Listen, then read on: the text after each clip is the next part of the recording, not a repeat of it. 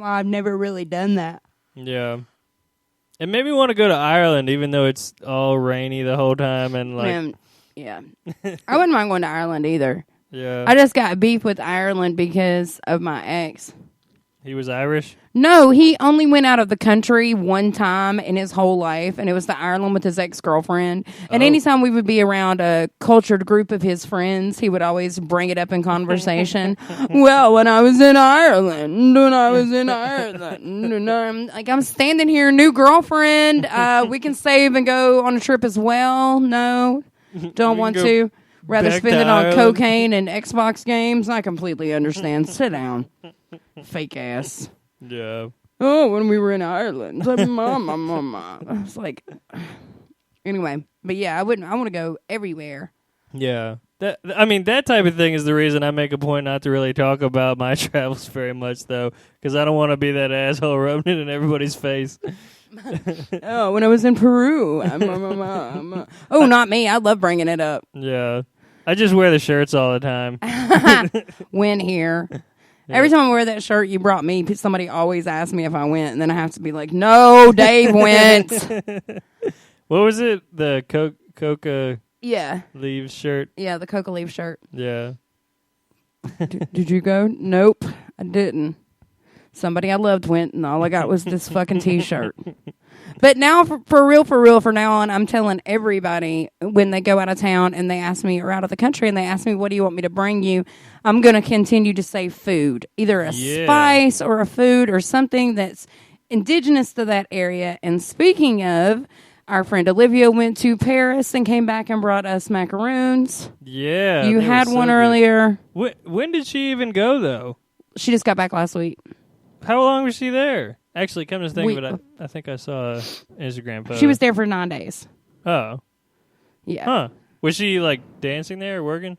No, she was just with her family. Cool. I want to go to France. I want to go to France in my pants. Yeah, those freaking macaroons were everything. I literally teared up when I ate the first one. It was so good. And like I was telling you early, we'll literally never have that recipe of that macaroon again because she got it at some obscure bakery on a side street in Paris. Yep. But I've been eating them for breakfast because it makes me feel like my whole day is going to be good if I eat macaroons from Paris for breakfast. Yeah. Sounds very rich. It does. And I'm also interested that they call them macaroons because there's such thing as like Jewish macaroons for I want to say Rosh Hashanah, I think. Are they coconut? There's some coconut. There's also chocolate. There's also like chocolate chip. And probably a couple other flavors. The ones that I've had ever are completely different from that as like, well. It's like not even the same thing at all. Mm-mm. And both of them are good. Obviously, the ones well, from I've had French macaroons bakery like these, but I've had them from a local bakery here in Atlanta. Oh. But I mean, I know what you're talking about. And the macaroon that I grew up with a kid is like a chewy, coconutty, caramelly kind of candy. Right. It's got like ridges and stuff. Yeah. So these ones look like a mini hamburger, but doesn't taste anything like that. Man, makes me want to make a mini hamburger real bad, dude. Yeah. I've been making so many hamburgers lately. Ever since I used the Chipotle olive oil in the pan when I put them in, I mean, I already had my Cajun seasoning and garlic salt that I would mush into the burger and get ground sirloin from the farmer's market, but then that oil just makes me not want to set it down between bites. It's so good. Yep. I don't know when the last time I had a hamburger. I think I made some sliders a couple of weeks ago. I'm trying to avoid red meat. I'm trying to avoid all things living. It's not working. And I just got some prosciutto today. So obviously that's not going to happen. But I've been trying to. Because somebody described it to me the other day as when something dies and you eat it, you're eating part of that living thing's soul. And I'm just like, that doesn't make me feel very good, PETA. I thought you got rid of the soul when you fry it. Doesn't it bake out? That's alcohol, Dave. Oh. That's not the soul. Yeah. So I'm trying, but it's just not effective. Yeah. I can never be vegetarian.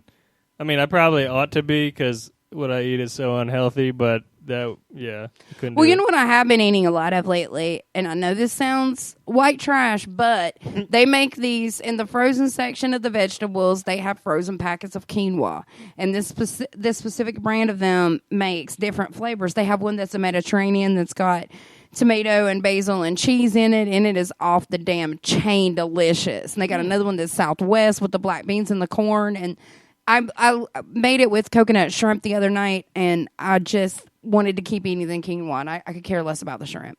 I don't know if I've ever tried a quinoa dish I remembered. It's really, and the packets are like $1.13. I just can't remember the name of them. I know that I was at Walmart today for an hour with a young man over in the frozen food section, trying to convince him that quinoa was pronounced quinoa, not quinoa. Not quinoa. Did you succeed? No. He was like, because we Googled it, and because I was trying to Google the brand, and I was like, I pulled it up, and I was like, well, here's a brand of it, and I'm like, it's spelled weird, and he was like, yeah. Nope. He was like, oh, so it's called whatever you just said. Quinoa. And I said, no, it's completely quinoa. Well, I mean, that obviously there's a right and there's a wrong. It's called quinoa, point blank, period. But tomatoes, quincy, quinoa. I recently had a conversation with some people about how you pronounce the word PHO, as in the Vietnamese noodles. And the technically correct way is pho. But that sounds stupid. That's what we should use on the show instead of saying the other word. Pho. Pho. Like, but take it's that, spelled censors. pho.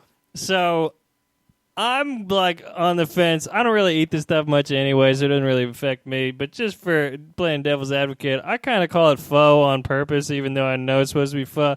For the reason that, I mean, where is the line? I think it's kind of blurry in some instances where do you say it how the locals say it who invented it, or do you say it how your people say it? Like, nobody goes around saying, I'd like a burrito, please. Like, you speak just for sound yourself. Like How do you think I order mine? a fajita and a burrito. La burrito, por favor, es necesita. Clayton used to have this joke. I can't say used to have because he used to do this joke all the time where he said that you can't take hood girls out because they look at the menu and they can't pronounce anything. Like, yeah, I want some lasagna. Yeah, I mean, I don't know. I don't really eat pho, but I'm calling Every it time pho. you say pho, I think FAUX. Oh, yeah. So that makes me laugh on a whole nother level, and I don't know why. Pho. I don't eat faux fur. I know that. Yeah, that'd be gross. Eating any fur would be gross. I'm going to brush Jackson's hair and then put the contents of the brush on my boca. This is great. This is the best show ever of all time. Anything else exciting going on? I've been stood up twice in 2 weeks. Yeah, that sucks. That's pretty bad.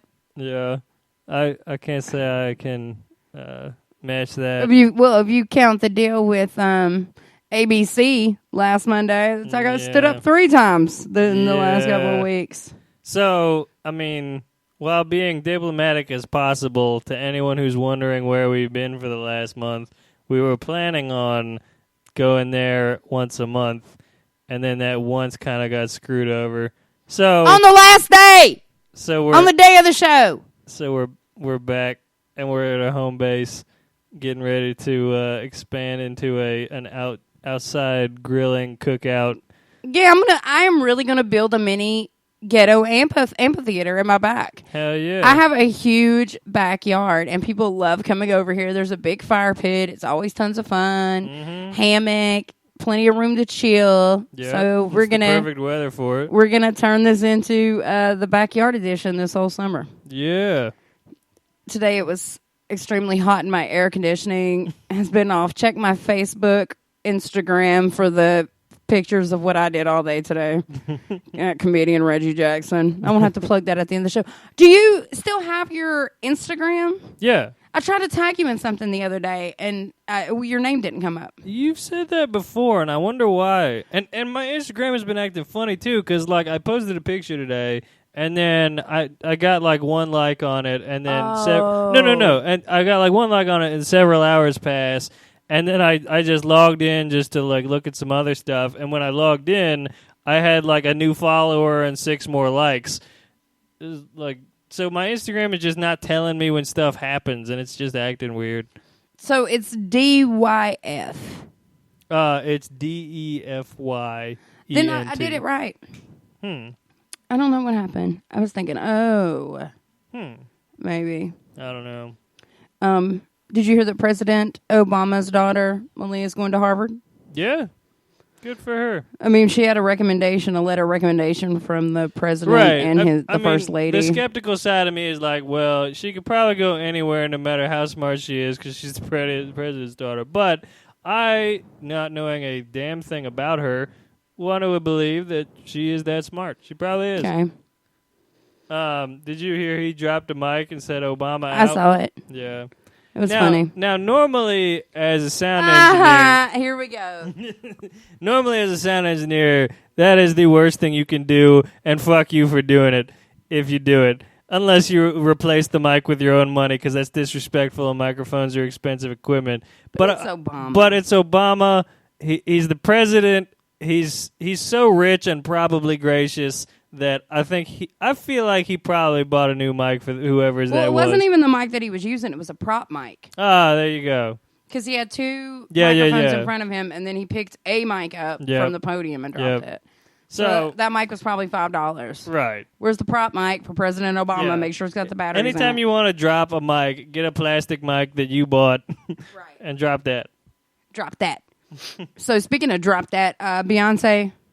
Yep. Blew the world up. Yep. The last couple of weeks with her Lemonade montage. Right. I still haven't seen it. I have it, but I still haven't seen it. How many times have you seen it? Once. Okay. Is it I've depressing? seen it once. It was weird. Yeah. I get it, and I'm all about artistic expression. And then she talks about Jay-Z cheating in a couple of the songs, and then everybody went apeshit cray, and then they've been seen out together a million times since then, like holding hands. So clearly joke's on you for everybody else. Right. I feel like it's all a publicity stunt and none of it's real, and she just so happens to be on tour right now, so go figure. There's Who a big knows what the nature of the relationship is even like. Right. She's an amazing artist. She's American royalty. I think everybody pretty safely loves her more than Jay-Z. Like, they're, of course, going to rally behind her. So, did you hear... There's a line in the song that's talking about Becky with the good hair. Have you heard this controversy? I heard that line. Okay. Well, everybody was suspecting that Jay-Z had an affair with this girl named Rachel Roy. Right. She is Damon Dash's ex-wife. Okay. And Rachel Ray... because people are stupid, was getting a lot of backlash because people thought it was Rachel Ray. Rachel fucking Ray. That's your go-to in your head for Jay-Z had an affair with. Is she the cooking lady? Dave, she's the cooking lady. Hillbilly. Yes. So, not to be outdone, Rachel Ray put a homemade lemonade recipe on her website just to be cheeky and a jerk. That's funny. Yeah, I don't get it. I don't get the. I didn't really get the video, but I watched it with a friend of mine that loves Beyonce more than he loves his mother, and he was very fond of it. And he's like me watching The Walking Dead. Like, you could say 1,000 things to me and I'll never acknowledge you. Like, I realize that someone's talking to me, but I want you to understand I'm not talking to you back right now. So I'm not going to look at you until I'm ready. Like, because I'm so into it. And he was really into it, and he plays her music all the time. I'm curious to watch it, and I really I could really pass it and be fine, but I mostly got it because Natasha wanted to see it. And although we haven't watched it yet, I'm kind of hesitant to watch it with her because of all the cheating talk, and I think it'll just put her in like a man-hating mood because it'll be like, oh, women power, men suck, let's all get depressed and hate guys. Unless you're cheating, I don't think that would be a problem. Well, I'm not. So, I mean, yeah, logically, it just seems like it's 40 minutes of men suck. And I don't really want to watch that nor show it to my girlfriend. Yeah, it's, the poetry in it is